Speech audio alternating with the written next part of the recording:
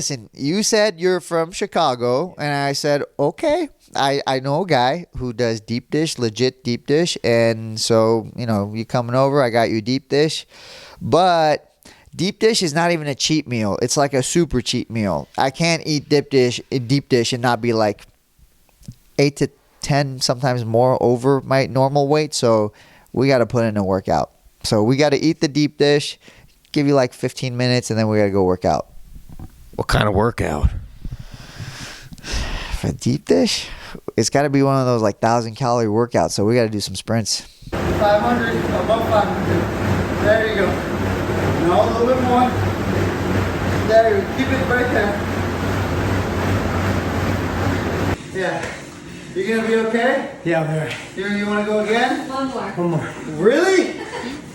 Dang, man. I'm at 350, 415, 435, 500.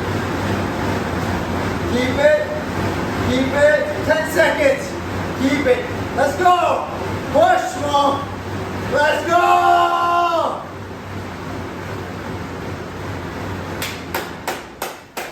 Well done, we can jump in the ice bath now.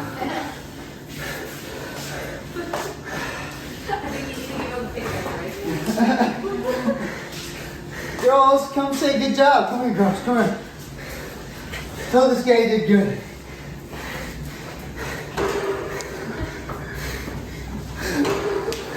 Arms and shoulders are out. I'm just trying to get those legs, baby. That's all good, buddy. I understand.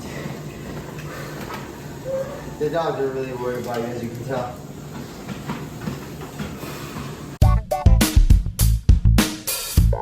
This is the Schmo with the Pro. He's 22-4-1. He's currently on an 8-fight win streak. He's the number 4th ranked UFC lightweight in the world. Beneil Dariush, inside your home, Anaheim, California. How we doing?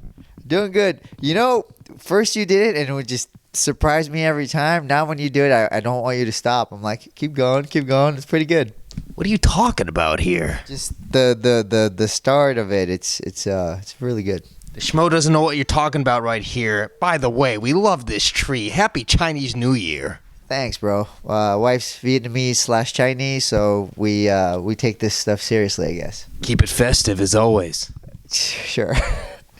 Yeah. That's what we do. All right, go. All right, yeah. Festive, go. All right. Often overlooked. What's the deal with you, man? Who are you fighting next? Is it Dustin Poirier? Is it Charles Oliveira? When are you returning to the octagon? Because obviously we all know you're deserving of the title shot. But is it Islam Makhachav? He's got to dance down under with Alexander Volkanovski. Yeah, so definitely not Dustin, because we asked for that fight, and then clearly it was turned down because he ended up fighting somebody else, and then we asked for it again, and he actually just in public even said he's not interested. So it is what it is. I've kind of given my opinion. I think if he doesn't really want to fight top guys, he should really consider retiring. Fighting is not a fun sport to do if you're not motivated and if you don't want to fight the best guys. And then Charles Oliveira. Here's the thing I've been having with Charles. The UFC originally was like, hey, what do you think about fighting him in Brazil, which was like a couple of weeks ago, I think, or it was last week. I don't know. And I was like, can I get a little bit more time? It turns out my MCL was torn. I didn't know it was that bad. So. From the fight with Gamrot? It was before the fight. But it wasn't like super bad. I just had to wear a knee brace, and I was like, hey, I got it checked out. It's actually torn, so I'd like to just start my camp fresh. Can I have a little bit extra time? So can we do February? And they said, okay, yeah, we'll do February. February turned into March. March turned into April, and now they're talking about May. I've been waiting for a while. Then it kind of bugs me because I think I might get passed up again, because even after I beat Charles Oliveira, what I think could happen is, since we're waiting so long, they'll set up Islam with somebody else. They'll be like, or Volkanovski, whoever wins with somebody else, because they'll be like, oh, you just fought. They'll announce the fight like same time or something. I don't know. That's kind of what I'm feeling, just because I get the UFC's not a huge fan of me. I get it. I don't talk a lot of crap. I don't bring in the numbers, or at least that's what they tell me. So with that being said, I I'm just waiting to see what's gonna happen. But I wish I had the fight earlier. I would have loved to fought in March or even April. Well, so much for the wishful thinking, but how many times prior to, let's say, May, have you been booked with Charles Oliveira and it hasn't materialized? Are you confident you would get Charles Oliveira as your next opponent? That's a great question. Honestly, no, because we were supposed to fight before, and he said he had some issues, and then he needed to take care of, and then he got rebooked with Tony Ferguson. So that's another thing. I'm not super confident the fight's gonna happen anyways, and I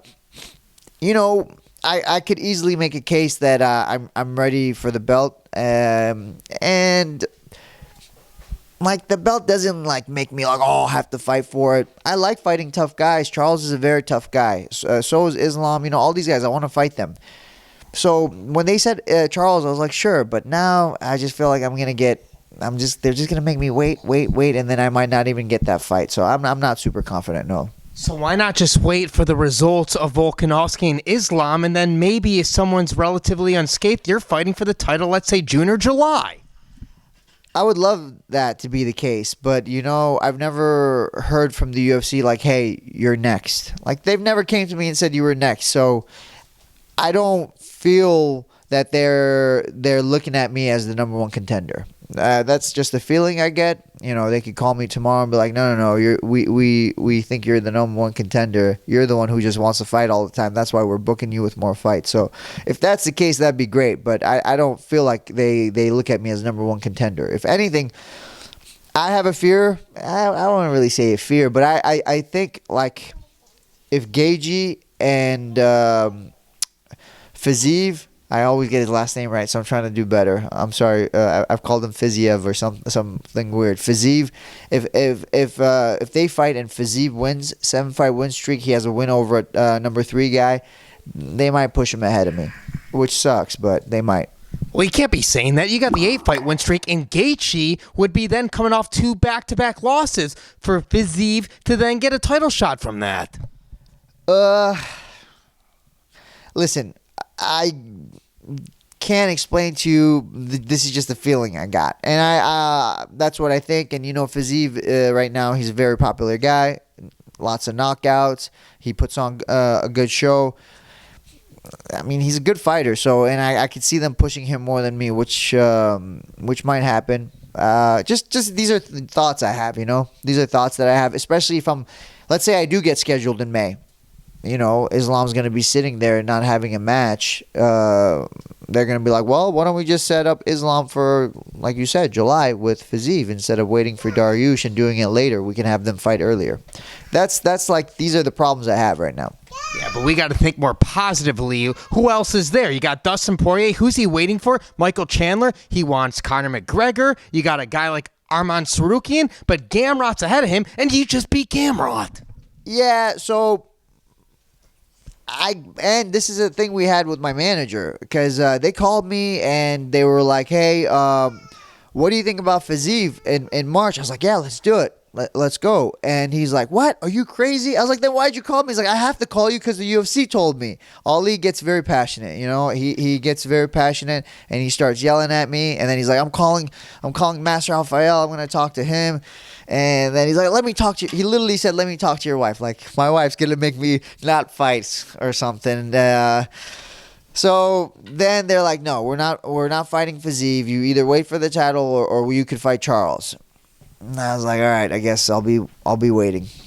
Well, those are both good options. By the way, 50 clean tests. Where's your USADA jacket? Oh, that's right. Is it Donna? Is it Donna or Jeff? Who does the jackets? I want my jacket, and I've gained a few pounds, so I prefer a large. Thank you. And these are good options, though. It's a good time to be Beneil Dariush. We got to think more positively, Beneil.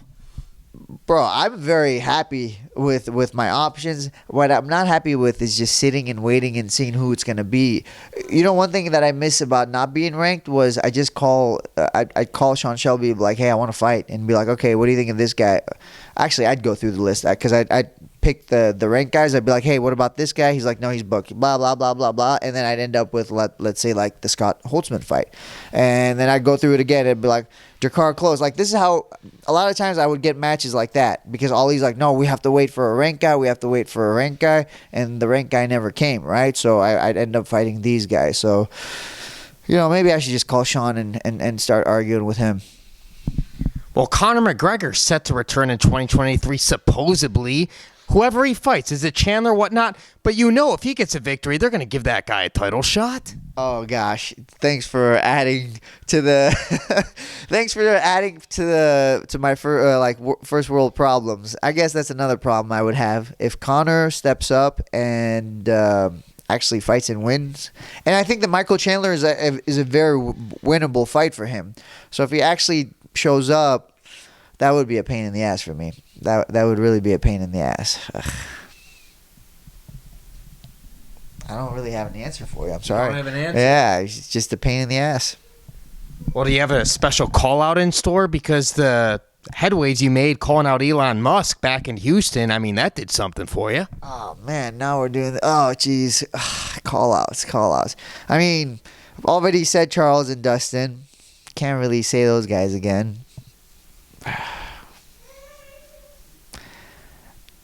You know what, Dana? Where you at, Dana? Give me something, bro. I just trying to fight. Where you at, Dana White? Just give me a fight. That's all I want. The guy just likes to fight. Yeah, man. It's not rocket science. We get a final message for all the Beneil Dariush fans out there worldwide. You know what's wild about this? My wife shows me. My mom calls me about it. I have never had so many people message me and be like, did you see Twitter? Did you see this video? Did you see all the comments? People are like, we're behind you for the title shot and blah, blah, blah, blah, blah. I've never had so much support from the fans. And so I just want to say thank you to the fans. Some of them don't even like me, but at least they recognize that I should be the next in line. So I respect that and I appreciate you. They ask you to be an alternate down under for the title shot? No. So you're not going to Perth? If my wife wasn't pregnant, maybe, but she's a big girl right now. What are we at? Like we got like 6 weeks left, 7 weeks left. We're not traveling right now. And if I can't take my daughter with me, I'm not going anywhere. I get bored by myself and yeah. That's why you're the daddest man on the planet. You know what? I actually think I should get that title now because bro, my daughter was literally in my camp the whole time. We saw that. Yeah, like my training sessions, she was in Abu Dhabi. The only day I didn't hold her was my fight day. Fight day is just weird. I have weird energy, but from like the 2 weeks I got there to the day of weigh-ins, like I had to keep her company even on my weigh-ins day. I remember we were waiting for the scales and whatnot, and she just didn't want to go to her mom. And I'm like sucked up at 155.5 exactly, and she's like, hold me. Nope, not mom. You. So I did. So I think if anybody needs that title, it's me. I think I've earned it, and I got another one on the way. So. Daddest man on the planet. I like it. There it is. He's the pro. I'm the schmo. Inside the home, Anaheim, California. Yeah. Happy Chinese New Year. That's right. We're out.